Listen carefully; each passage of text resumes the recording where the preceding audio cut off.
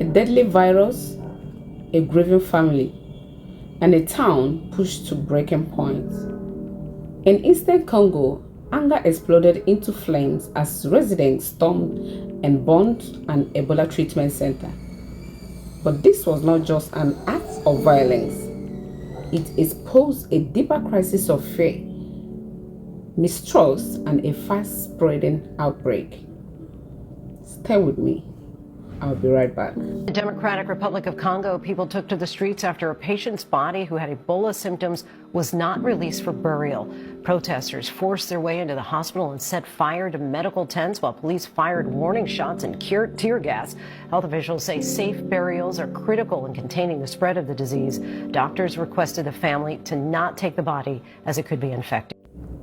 The incident happened in Rwampara, one of the communities heavily hit by the outbreak. Reports say the crisis began after the death of a local footballer identified as Eli Monongo Wango, who was suspected to have died from Ebola. Health authorities refused to release the body for a traditional funeral because Ebola victims remain highly infectious even after death. Now, the family members and the youth reportedly rejected the Ebola diagnosis, believing he died from another illness. Tension rose rapidly. Crowds gathered. Police fired warning shots and used tear gas. Then everything collapsed. Now, protesters set fire to treatment tanks run by humanitarian teams, including facilities used by the medical charity. Now, the destruction went beyond buildings. According to eyewitness reports, Ebola treatment tanks were burned. At least one body awaiting safe burial was caught under fire. Medical workers fled the area. 6 patients had to be relocated. Now, this is extremely dangerous because Ebola spreads through bodily fluids, and unsafe handling of bodies is one of the biggest drivers of outbreaks.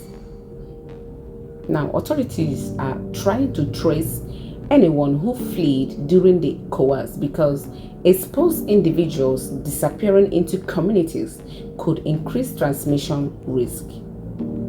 Now, if I'm to say why people reacted this way,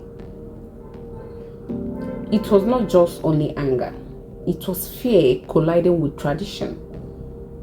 In many communities, burial rituals are deeply important. Families often wash, touch, and gather around loved ones before burial. But Ebola protocols ban this. Officials insist on controlled, safe burials, which many families experience as losing their final goodbye. Experts say mistrust and misinformation have become major obstacles in stopping the outbreak. Okay, here the bigger threats, because this incident happened while the outbreak itself is expanding.